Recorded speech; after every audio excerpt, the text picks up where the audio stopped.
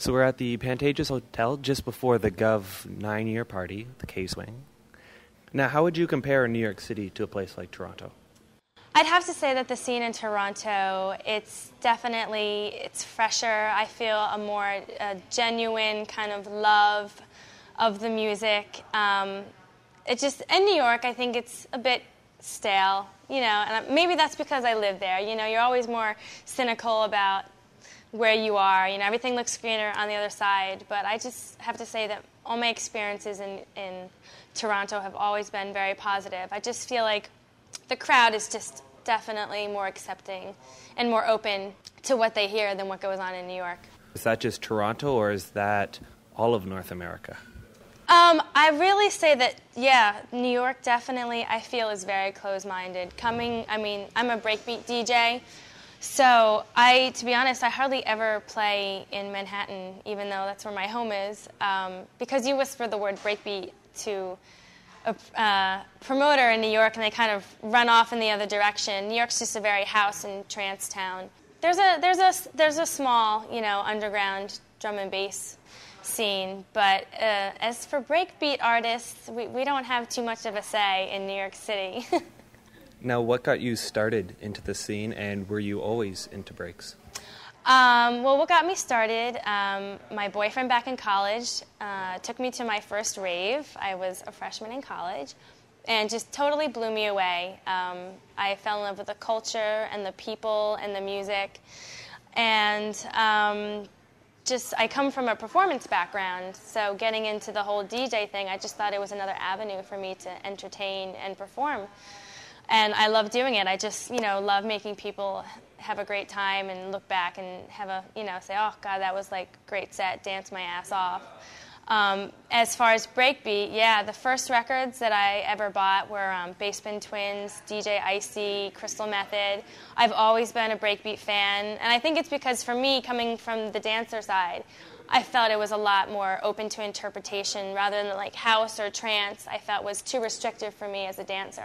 Whereas breakbeat, because of the broken beat, allowed me to just interpret the music a little bit more and be like a little bit more free with my movements in the dancing. If you had a chance to do anything other than DJing within the scene, promotions, management, or even outside the scene, what would you like to give a try? No, I don't want to do anything else. To be honest, I'm a performer. I love being in front of a crowd. I'm a ham. I definitely want to, I am starting to work on my own production, and I'm very excited about working with some other artists. And but for me, there would be nothing else. I would not be interested just because I love performing and being in front of a crowd. So if I'm not in front of a crowd, I'm not happy. That's just me. Now, you mentioned production. Now, are you going blind into it on your own? Have you had training? Do you have a mentor? Well, right now, I've just been dabbling a little bit at home. But in 2 weeks, I'm going to England for a month, and I'm going to be working with some other people that'll kind of be working with me as engineers and mentors, kind of help me be able to get my sound out, So that'll be it'll be my first real production studio experience, and hopefully some good things are going to come from that. Now, do you see anyone coming forth making new waves in the break scene? I have to say Evil 9 from Brighton, they just are rocking my world right now. They're just like everything for me as far as what's going on in breakbeat. They've got it down. Their sound is progressive, and they're doing all the right things. So just you gotta look out for Evil 9. They've come a long way in the last 2 years, but they're blowing up. And you've been to a lot of places. Is there a place that you would call the home of breakbeat, whether it's a city, a country, even just a club?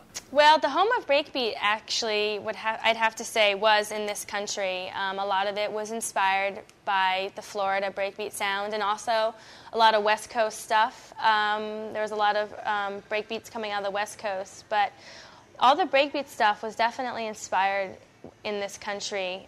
You can also say drum and bass, obviously, is a strong inspiration for breakbeat, UK drum and bass. But breakbeat, as we know it today, has its roots in the U.S. Excellent. Thank you very much. Thank you. Hey, this is K-Swing. You're listening to Amplified Radio with DJ Amps.